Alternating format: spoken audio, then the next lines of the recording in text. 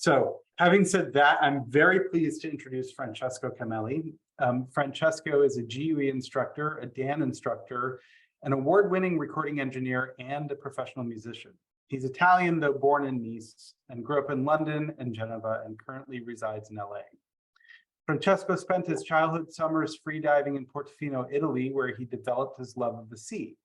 The work of Jacques Cousteau and Luc Besson's film, The Big Blue, and if you haven't seen it, find it. It's absurd and terrific with a great score, were responsible for his desire to become a marine biologist. As things turned out, he followed a career in music where he's become a successful recording engineer. Once he tried scuba, he was hooked. He's now an avid tech and cave diver, as well as a budding underwater photographer. As a GUE instructor, he currently teaches the recreational and fundamental curriculum, as well as Tech 1 in various countries, including the US, Italy, and Mexico. His many projects include the Reef Alert Network in Portofino, Leading Edge Workshop in Canada, Project Baseline in Orange County, Ghost Fishing in LA, and Map the Gulf in Sardinia, Italy.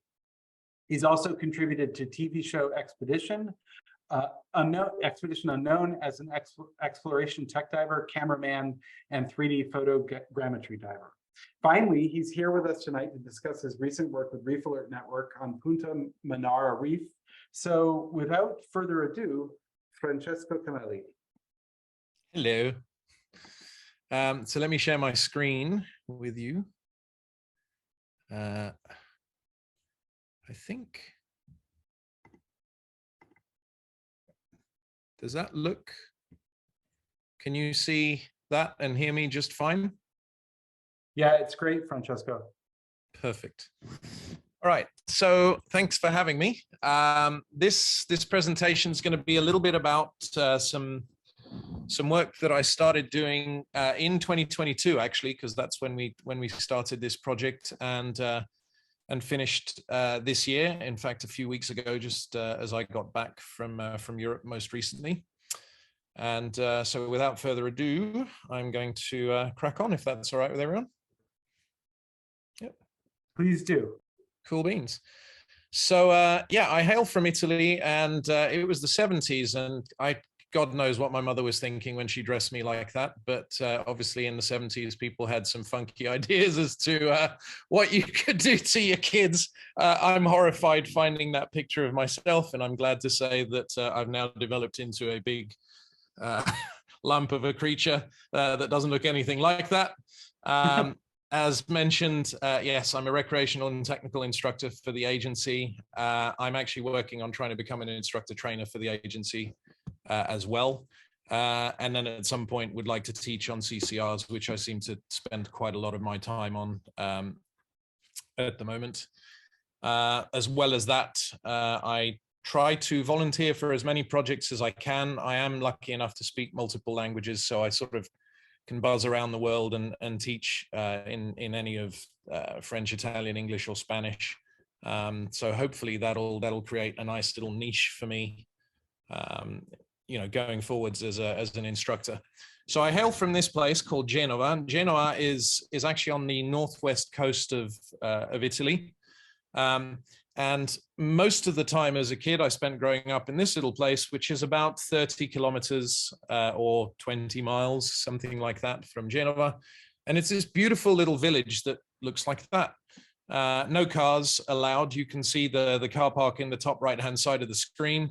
And that's pretty much it. I mean, there's a little bit of the village that's missing in the front of the picture, if you look at the perspective of the picture, but it's essentially a little horseshoe. And certainly in the 70s and 80s, it wasn't really the kind of place that it's become now, where every little shop is Gucci or Armani or Versace. It's kind of ruined a little bit. When I grew up there, you know, it was a little fishing shop and a little butcher's and a little lady that made tablecloths by hand, sitting in the shade under a tree all day long, and so that was the door to the building that I lived in. And as you can see, the sea was no more than maybe 15-20 feet from my front door. So every day from as long as I can remember that we were there, I would come out of the house and there would be the water. And so that's where my sort of crazy desire and love for the water started. And in fact, my very first recollection of a scuba diver was sat right there, and it was one of the guys that used to dive in the little port there and would help with moorings when something happened to any of these boats that were there. This picture, I think, was taken in wintertime because there's not that many boats there. Normally that whole stretch of dock is just boat, and so on all the way around. So if we zoom in a little bit more, Santa Margherita Ligure is where Portofino divers that put together this project actually reside, and Portofino is kind of on the very tip and is in fact that sort of strange shape inlet that you see right by the name Portofino. And the marine life there as a child already in the 70s, well, in the 70s maybe, I don't remember, but my earliest recollections from the 80s was that there was already starting to be a decline in what you see in these pictures. These pictures are taken more recently and are kind of an example of the vibrance, and there are no fish in these pictures, but I can tell you that a lot of fish life has started to make its way back into this area, because before that, the whole of that Riviera was so traffic intensive with boats and mega yachts, and I don't know what drew all these people to this sleepy little village in Italy on the northwest coast, but it inspired a load of people with yachts and boats and cruise ships to come, and everyone would just drop their anchors and destroy everything from the wrecks to the reefs to the coral, which used to be a lot more abundant than it even is now as it's starting to grow back. And so in around 1998, the government finally decided that it was going to try and protect some of this area, because the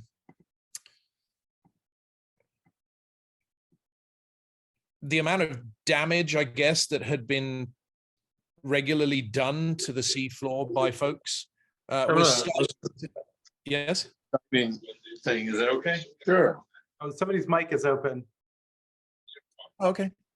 I'm just going to mute everybody. Oh, shit.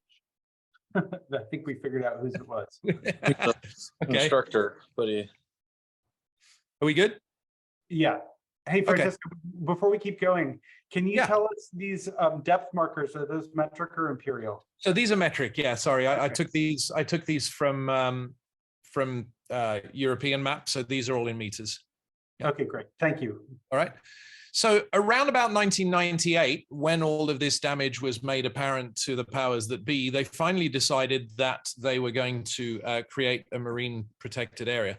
And so you can see what they've protected. And if you look closely, it's really not that much. They've sort of protected stuff down to about 20, 30 meters, which is 100, and, maybe 40 meters, 130 feet, something like that.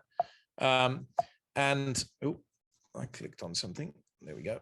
And what happened was that they assigned all of this protected area that you can see in the red line with the yellow buoys as 3 different types of area, calling them areas A, B, and C. And then depending on what the area is, I believe area A means you can't drop anchor or moor into it. So for example, all the local dive professionals have preset moorings that they tie into so they don't drop anchor. And then there are also buoys for people that wish to go there swimming. And B and C become more and more lax as you move from A to B to C, to the point where C it's just you can't fish there, but there really isn't an awful lot more that you can't do in that part. So in typical sort of Italian government fashion, it's and excuse the expression, but it's a little bit of a half-assed attempt at protecting something, because it's kind of like, yeah, but we want tourists to still come and stuff, so maybe we'll stop them anchoring, but we won't really try and do that much more.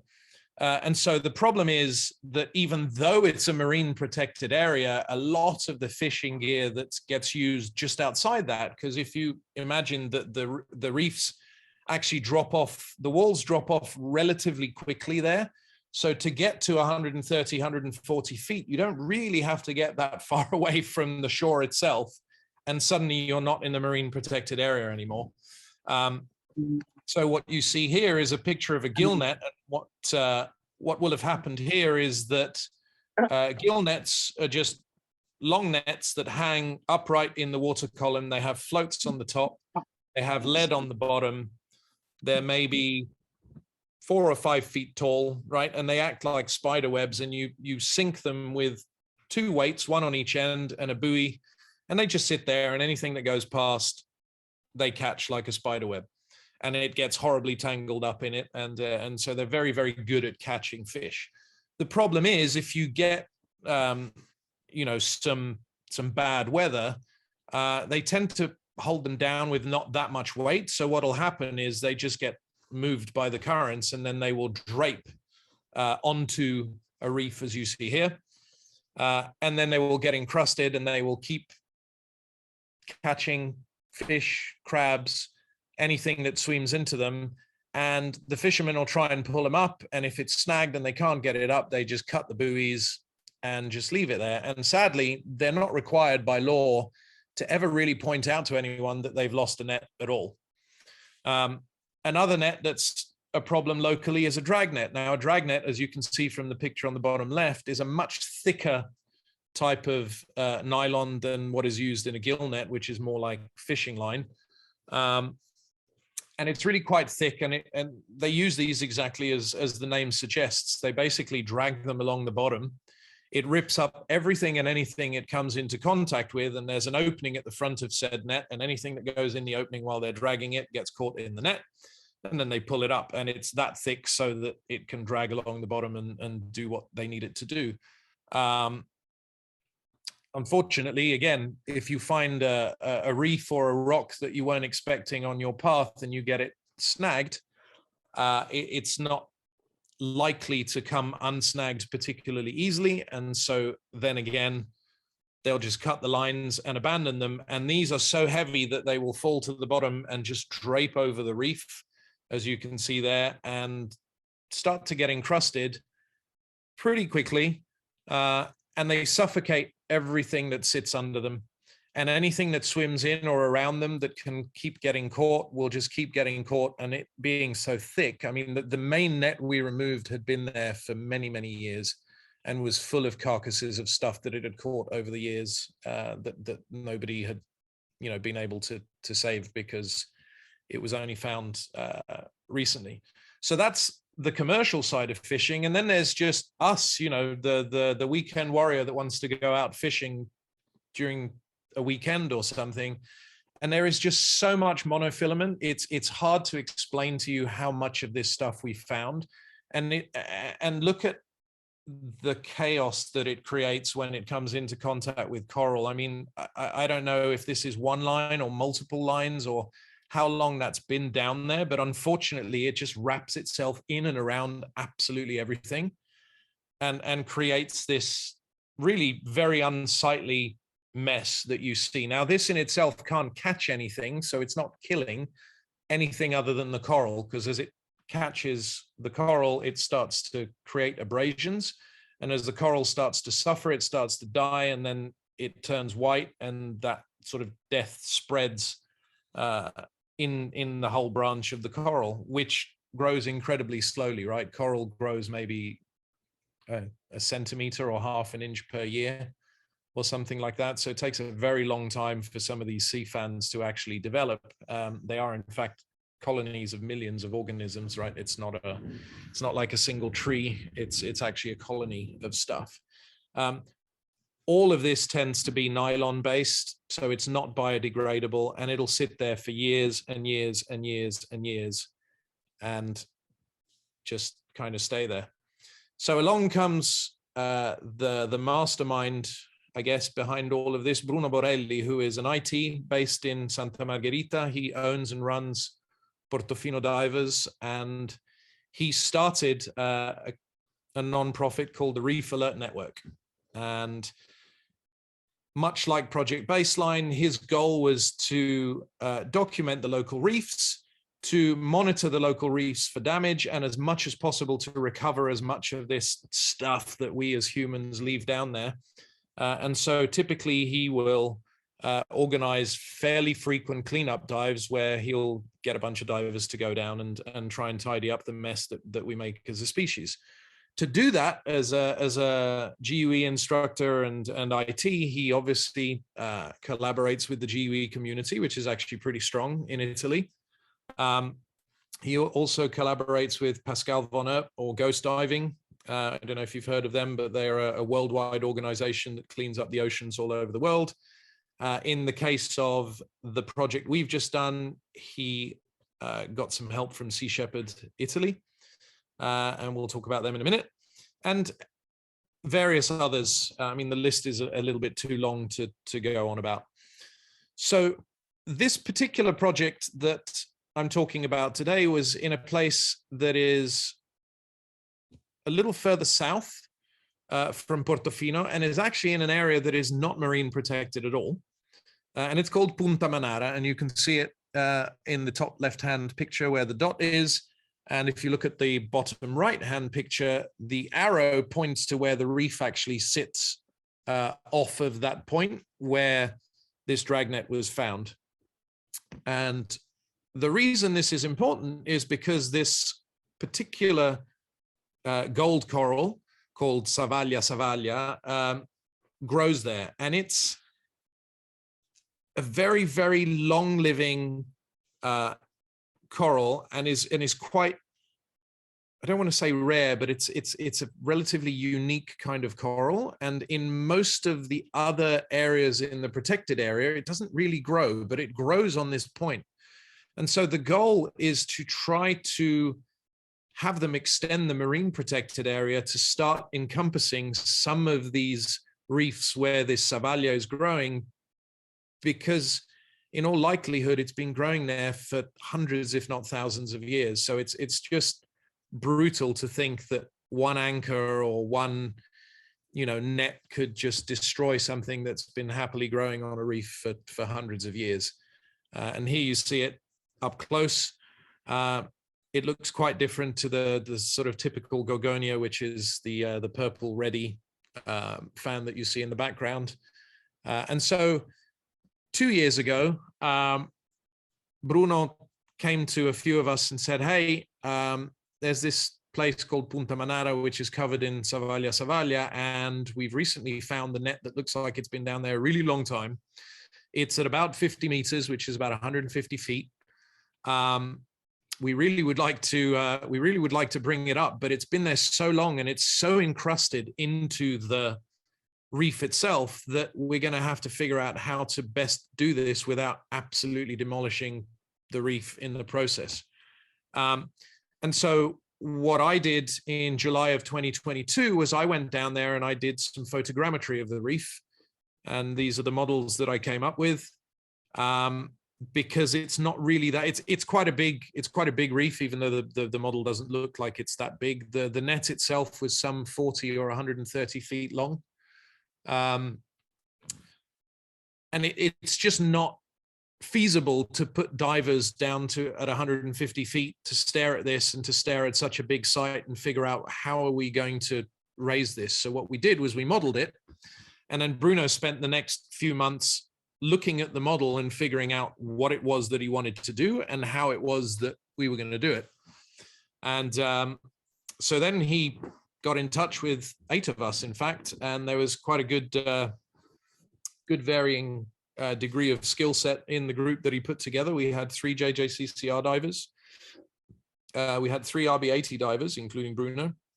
And we had 2 Tech 1 open circuit divers. And that sort of lent itself quite well to the project because the net is draped on this reef and it starts at maybe about 100 feet and it goes all the way down to 150 feet.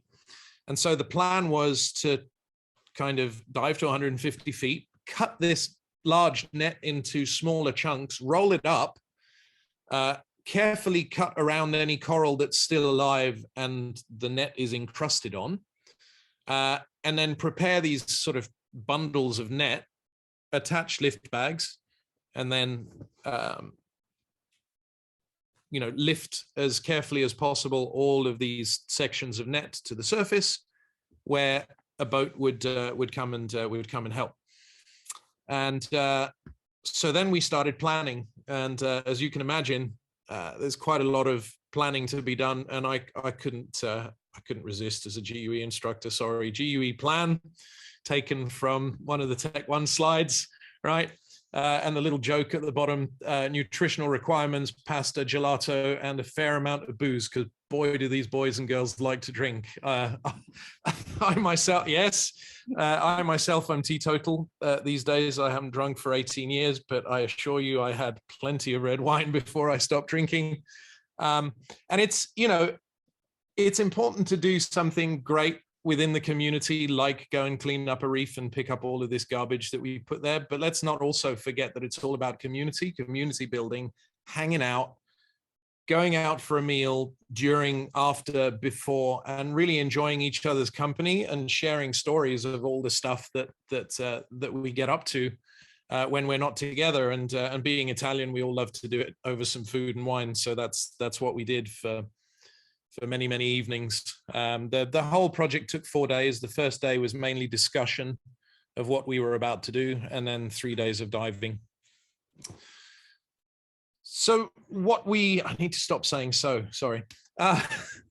What we very quickly discovered was that there was a lot of things that we needed to take into consideration to do this safely. The first one is silt. I don't think until you actually do a net cleanup, you realize just how much silt gets disturbed with the slightest movement of a net that's been there a reasonable amount of time. The two pictures that are here, both of these are of 2 gill nets that were actually found since the photogrammetry of the dragnet, because originally we thought we were going down to pull up a dragnet, and in fact what it turned out to be was that we had to pull up a dragnet and 2 gill nets that had got caught on the same reef over the years since I did the photogrammetry. Now, you can see from the top left-hand picture, that's me just cutting a little bit of gill net from around some coral. You'll see when we get to some slides of the actual dragnet, just moving it slightly meant that we went from pristine viz when we arrived to 0 viz, and we worked in 0 viz for sometimes a couple of hours at a time. Everything is done by touch. Everything, thankfully, with loops and rebreathers, you can kind of talk through the loop. So you're constantly communicating with your teammate and talking and making noise to make sure that everybody's aware of where everyone is. But it does make the whole thing sometimes stressful and can be quite dangerous, right? Because you can't see what's going on. Hence the plan to cut the net into small pieces and attach the lift bags and then go away in an attempt to let the silt settle before we try to lift the net, because the last thing you want to do is inflate a lift bag and drag a teammate from 150 feet to the surface, blowing out all of their deco. So that's a great consideration. The other one is how encrusted the net itself is into the reef, right? There are some little pieces of net that you have to decide, you know what, this is so overgrown with life and so stuck to this reef that I'm not just going to rip it off. So I'm going to cut around and leave as little as possible, but I'm going to have to leave a little piece, because if I rip this piece off completely, I'm going to take a whole potentially fan of coral or something else with it. So many, many things to consider, many things to think about. The gear itself is quite difficult to cut. The gill nets are easy to cut, but they're like spider's webs. You so easily get your fingers, the bolt snaps that are on our cutting devices get tangled in the thing. It's pretty fastidious and pretty slow work, and you have to do it slowly, because otherwise you absolutely tie yourself in the knot. I mean, this stuff is way worse than any loose line entanglement that any of you might have ever come across while trying to lay line underwater. It's just, I mean, it's designed to catch stuff, right? So anything that strays anywhere near the net gets taken. And then once you get it to the surface, you need to get it out. So Sea Shepherd were kind enough to donate the time and use of their catamaran that you see there in the left. And they actually pulled all of these nets out for us. And Portofino divers provided the dive boat for us to dive off of and go and do the work itself. The work was split into multiple levels. The JJ divers tended to work on the deeper stuff. The RB80 folks, with their slight deco penalty over the JJs, would work a little bit shallower. And then the 2 Tech 1 divers would do most of the work that was just between 100 feet and 130 feet. So early Tech 1 depths. And it seemed to work quite well. We were very good about, communicating up and down the water column and making sure that absolutely nothing was floated until everyone was clear above, and it seemed to work quite well. What do we use? Well, I use my JJ that you see there on the right-hand side. I love this tool. It just allows me to sit down there neutrally buoyant, getting on with whatever I need to do for hours on end. And it uses very, very little gas to do that. And it gives me quite a substantial decompression advantage over an open circuit diver. So that's my tool of choice. As I said, we had 3 RB80s and we had 2 open circuit divers as well. You then need some lift bags of varying sizes and shapes, depending on how heavy the object you're trying to actually surface when you surface it. Sometimes you need multiple lift bags on a particular piece of net because it's that heavy.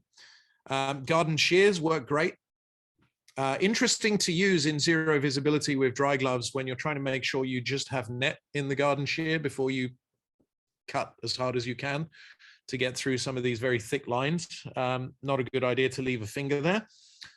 Funny story though, as we finished one particular cut and we made a bundle of this net, and we moved out of the silt to kind of survey the area to see if we could find an area of some visibility to carry on.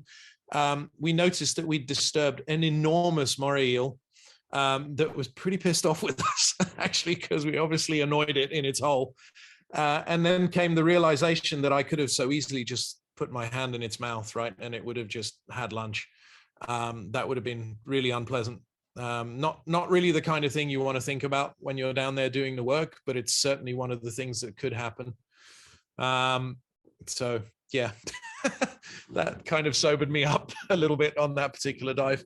Other than the garden shears, yeah, we use line cutters. Those trilobites work super well on some of the smaller stuff. We had little hacksaws for hacking at some of the metal cable. That's interesting in itself on a CCR because obviously the harder you work, the more carbon dioxide you create, and the more carbon dioxide you create, the more potential you have for your unit to struggle scrubbing your breath or your loop. So you have to kind of hack away relatively carefully. That's for the cutting side of things. Then you want to try and document this as best as possible because the folks that decide what becomes a protected area and what doesn't become a protected area, they don't dive. They never see this stuff. So the more pretty and picture perfect you can make it for them, the more likely you are to be able to convince some of these politicians to maybe look into, expanding the marine protected zone.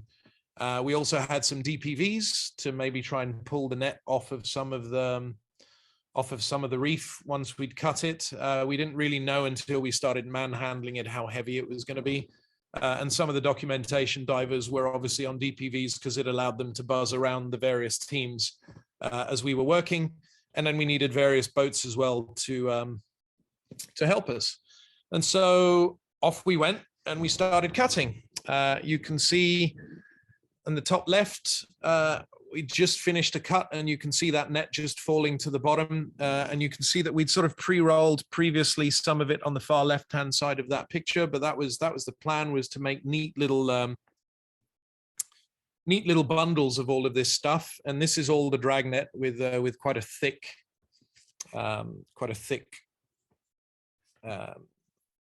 rope isn't the right word, but the consistency of the nylon is quite thick.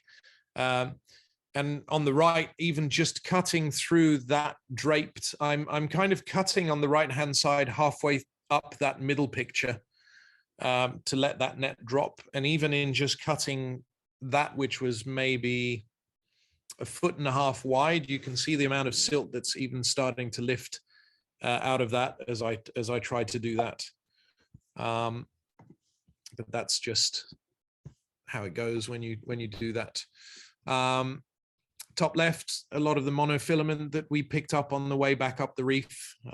You'll as we sort of started to deco up the reef at the end of each of the dives, we try and collect as much of the monofilament as we could. But that was very, very time consuming work, it turned out, because of how much it had weaved itself into all of the coral. So it was almost more time consuming than trying to cut the net out. The bottom left, you can see that gill net. I don't know if you can see my cursor, but you can see how it's all draped all over that gorgonia there. And so the idea is to very carefully untangle it and cut whatever you need to cut so that you can pull it away from the coral, doing the least amount of damage possible as you go. And then on the far right is more of that dragnet with this. You can see a very thick, that was a steel cable at the very top, and that's the bit that drags along the bottom when they're pulling these dragnets. And you can imagine the carnage that goes on when these things are being used, right? Anything that's in its way just gets ripped up, and anything that gets ripped up then falls into the mouth of the net, and anything that's small enough falls back out through the mesh, and everything else just gets brought up, and then they sift through it and pull out the fish. So I can keep talking about this, but I thought it'd be better just to show you a little video of what the work actually looks like, because I think a picture tells 1,000 words. So I'll shut up for a minute and show you a little 4-minute video.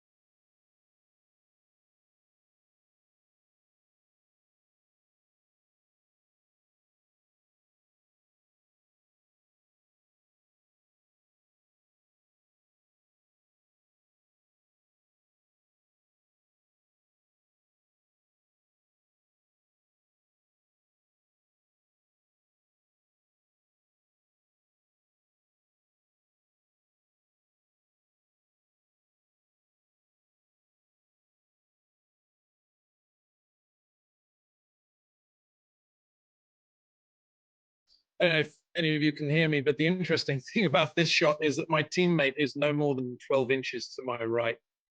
And you can see, oh, there he is. and then he disappears again into this cloud of stuff. It was incredible.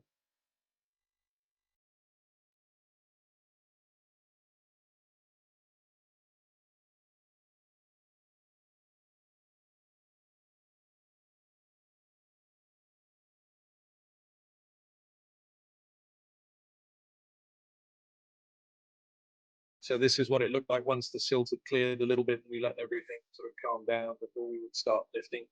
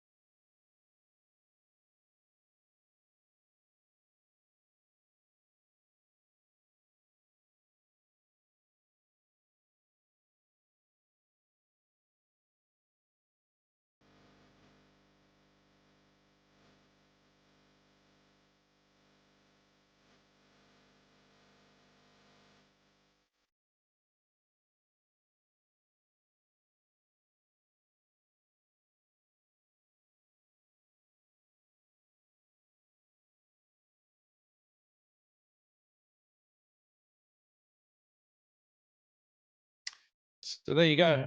Interesting to see from that, right? How silty it can be, how important it was, for example, to make sure that everyone was clear. I don't know if you saw it at one point, one of the lift bags got a little bit overly keen to get to the surface. So the diver quickly grabbed it and dumped a bunch of gas from it.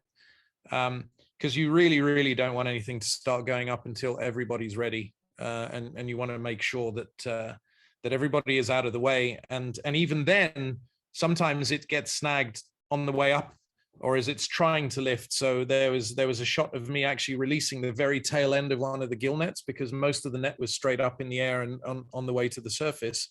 And the team was kind of away from it, but it had got caught, and it got caught twice more as we tried to release it. And then eventually it made its way to the surface. And right at the end, that very heavy pile of steel cable, the lift bag wasn't strong enough to lift it. And then it cuts to another shot where they put way more gas into a lift bag. And then at that point, though, the whole thing's coming up from under you. And so you see the RB-80 diver push it away from him and try and get out of its way as it goes to the surface. It's not unheard of for people to get dragged up during this kind of work. So you have to be super careful, and you really have to have very thorough conversations with your teammates ahead of time to discuss how you're going to go about releasing the lift bags and when, so that everybody's absolutely clear. And even when you're in the water and you're doing it, make sure that everybody is away. So the result of 3 days of underwater work is that we recovered 2 nets. The gill net itself was 100 meters long, or 330 feet. That didn't make up a substantial amount of the weight of everything that we brought up, because they're such thin monofilament, but it's still quite a sizably long chunk of net that we had to clean and prep and lift. And then the drag net itself was about 130 feet long. What you see on the deck of the Sea Shepherd boat there is a portion of that drag net, one of the pieces that they pulled out. You can see how thick the rope is, and it has to be, right, because this net gets dragged across the bottom, and it basically rips everything up as it goes along. And then if you can imagine those big halcyon mesh bags, but underwater versions with a rope at the end that you can tighten. We filled up 2 of those of fishing line, just for good measure on our ascents. And in the end, it was over 550 pounds of net that came up. So a reasonable amount of net. We were very happy to be able to get that much net up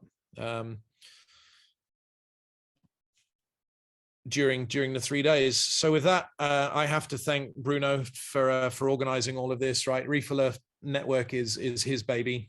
There's ghost diving, ghost fishing, ghost diving all over the world as well. I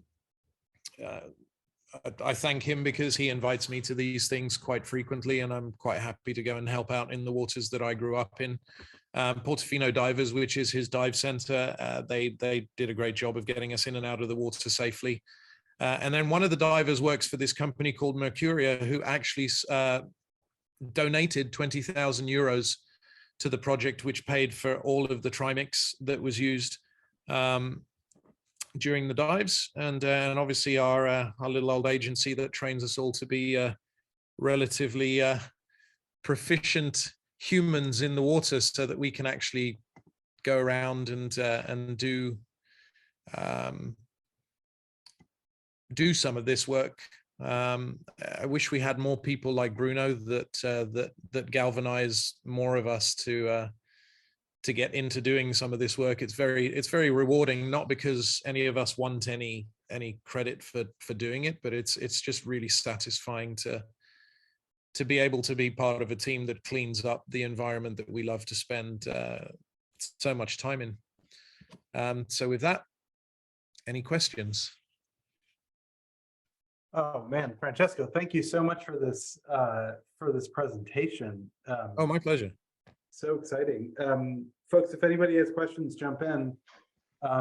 Maybe Francesco, if you want to stop sharing your screen, we can get people to share their pretty faces. And I'll start out with one, which is, are there any courses, or like how would we go about getting training for doing something like this?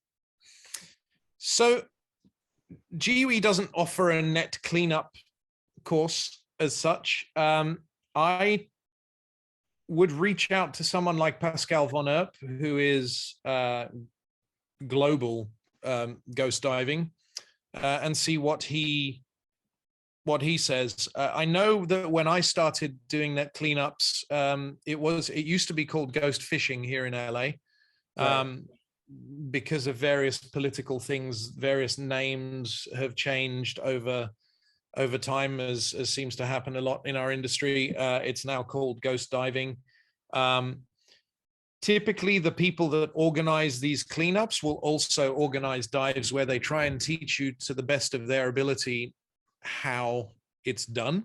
Mm-hmm.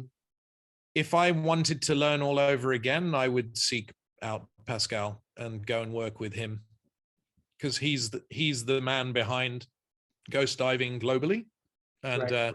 And he's probably the guy doing most of this, and has probably seen and tried most of the techniques that one can think of to learn or to develop to be able to do this. And I know he travels the world doing this. So he was in America not that long ago, actually starting.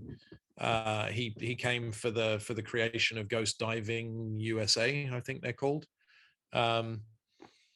So yeah, reach out to Pascal and go from there. But as far as I'm aware, there's not a class per se.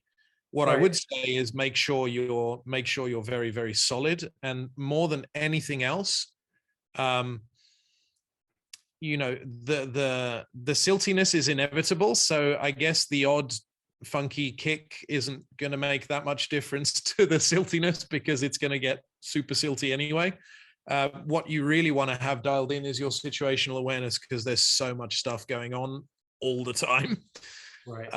That to me, that's the most important aspect of this work, is making sure you're very switched on all the time. Yeah, that makes sense. You mentioned it was 3 days of diving. About how many hours in the water did that end up being over those 3 days? You know what? I need to go and look at my computer. We would spend. So there was 8 of us, which made light work, and of the 8, 6 were working 90% of the time, or 80% of the time, because the other 2 were documenting everything with stills. I have a beautiful collection of stills that one of the divers, Piero, took, and then there's all the video that was taken. I want to say the Tech 1 guys would spend no more than 30, 40 minutes on the bottom because they couldn't do more than 30 minutes of deco. We were doing anywhere between, and I have to be careful how I put this.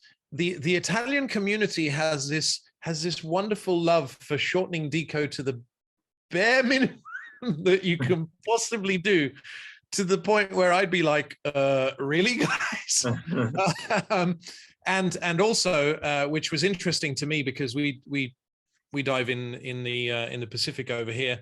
They like to do a 10-foot stop rather than our 20-foot stop with a 6-up. They'll actually move up to 10 feet and spend quite a long time at 10 feet. And the reasoning behind that being that they want to change the gradient again nearer to the surface, so that you're not doing such a big gradient change. I want to say we had every day anywhere between an hour to an hour and a half, hour and 40 minutes of deco to do. So depending on what depth you were working at, if you were down at 50 meters or 150 feet, if you had a hour and a half of deco, then you would have been at the bottom for an hour and a half. So 3-hour dive kind of thing. Trust me, it's plenty. When you're in zero visibility for 90% of that, it's quite mentally taxing. The work seems so simple. You're just cutting net, but you're cutting net at depth on a rebreather or open circuit.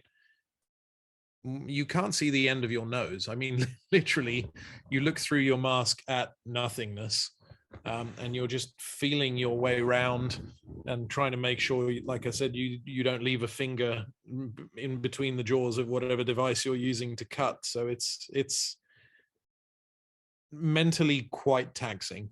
I'll put it that way.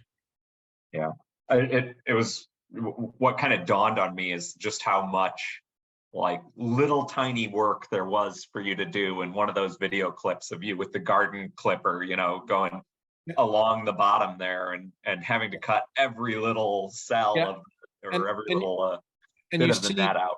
Did you see it get caught in the gill net and the little? Yeah, and then the bolt snap getting caught. And, yes, it's like, oh God, I would be. And you can't get frustrated, right? Because if you get frustrated with it and you yank at it, suddenly you've yanked a piece of coral out of the ground, which has been maybe growing there for 50 years, and that's not the point. We want to do this, and there is a little collateral damage that's unavoidable, but you want to make that as little as possible. Even the way you move around the net itself and the rest of the reef, you don't want to be kicking stuff so that you're helping the reef over here by removing the net. Meanwhile, your fins have just taken out 4 colonies of coral behind you. Were there moments where the net would be so embedded into the reef structure that you would just cut parts of it and leave it there because it would have been more damaging to pull it off? Or yes, but you try and minimize that because it's plastic, and any plastic that's in the ocean we want to try and remove, and as long as it's not, if it's moss and algae and stuff like that, the consensus at least seems to be that you'd rather take the plastic out than save the moss and the algae. Right. But if it's so encrusted that you can't neatly cut it away from a piece of coral or a sponge or something, then you take a view, I guess. The idea though is to cut in such a way that you don't leave anything that is going to be able to catch anything. Right. So if there are any squares or any of the mesh, you want to try and cut as much of that mesh so that if anything, it's just single strands of nylon. Right. And depends how deep you are, depends how much time you can spend doing that, because at some point, the deco is just racking up and racking up and racking up if you're a little deeper like we were this time. And so at some point you kind of have to go, all right, well, we're going to leave this bit or we're going to yank it off, and it depends on the spot. Right, I suppose. right. Right. Yeah. Other questions out there? Total quiet. Yeah, it's crickets. Well, I had questions just more about the gear choices. I was surprised at how small some of the lift bags were. What was the largest capacity that you guys ended up using? Do you recall? You know, I don't know what the capacity of them is. They are maybe 1.5 feet in diameter. They've got to be 60 or so, 60 or so pounds of lift each. But sometimes we were applying on the gill net to get it all up. We applied maybe over the 100 and some meters of it. We applied 3, I think it was. The heavier dragnet we would sometimes have to apply 2 at a time. You don't really see it in some of the footage because when 2 at a time and stuff was going up, we'd stay well away from the guys actually doing the inflation because it's super sketchy. And the idea is you want to fill them just enough so they start to lift, and then as they lift further up the water column, they expand and start to accelerate towards the surface. But then, to me, they look like fairly substantial lift bags. Obviously, they're not industrial lift bags that are used to raise boats or whatever, but bear in mind, we're lifting net. It's not that heavy in itself. Right, it's designed to be light. Yeah, the dragnet was heavier, but still not. I mean, the whole 40 meters of it was maybe 400 pounds. So we cut that into 4 sections. Probably better to have 100 pounds each, so a couple of lift bags for each section. Yeah, better to have multiple points of lift than one massive. Yeah, especially if it breaks. Yeah, yeah. Want to be respectful of everybody's time, so I think we have time for one more question if anybody has one. Otherwise, I'll jump in with one. I see nobody unmuting. So if we wanted to volunteer for Reef Alert, Francesco, would we want to reach out to Bruno, or how would we signal our interest in doing something? For Reef Alert Network, absolutely. You'd reach out to Bruno, and all of his work is obviously on the west coast of Italy. Right. If you wanted to reach out more locally, I don't know what. There's Ghost Diving USA, but it's very much based in Los Angeles. I don't know how much work they're doing in the USA, because most of their work seems to be concentrated around here. So I don't know. I mean, there are multiple nonprofits all over every country doing this. It's just a case of finding the one that's nearest to you, right, and reaching out to them. Listen, I got no problem going to Italy to clean up some reefs. So. Right. I mean, and the wine is pretty good, huh? It's all for the ocean, Marcus. None of it's for you, right? Oh, well, okay. Thanks, Bill. Yeah. As a resident MUI Somm, I need to go to Italy to get my tastings in. So right. Okay, well, we're at time. So Francesco, on behalf of MUI, I want to thank you so much for my pleasure. sharing this with us. It was so fascinating. I learned so much, and I'm sure everybody else did as well. It's just got my wheels spinning about ways that we can all be more proactive about cleaning up our environment. Like John said, we're hoping to get something started here in Lake Michigan this fall. More information coming about that soon. And I'm sure folks, once I am able to put this online and let people watch it asynchronously, I'm sure people are going to love it as much as we did. So is there fishing gear in your local lakes, or is it more because it doesn't have to be limited to fishing gear, right? Anything that we throw away that causes a problem for marine life is worth removing. Yeah, Lake Michigan is pretty much a desert on the bottom, so there's not a lot of things to catch. But in the littoral regions, as it were, there's a lot of garbage from boaters and recreational people, and so we're working on a project with the Coast Guard and the Chicago Fire Department to do a survey of one of the local recreational boating areas adjacent to Chicago. We're still working on it, which is why it hasn't been publicized yet. There's a lot of bureaucratic moving parts that I'm slowly wading my way through. So, but yeah, we're super excited about this. And so just on behalf of MUI and everybody who's watching now and who will be watching in the future, I give you a deep bow of appreciation and gratitude for not only the work that you're doing, but also for sharing it with us. It's really fantastic presentation. Thank you so much. My pleasure. But you know, it wouldn't be possible without Bruno. So I can't emphasize enough how much this whole thing was about him and him reaching out to us to come and help. So thanks, Bruno, for having us. Yeah, Bruno, when you're watching, thanks a lot. Okay. All right, everyone. Have a great rest of your week and hope to see everybody in the water soon.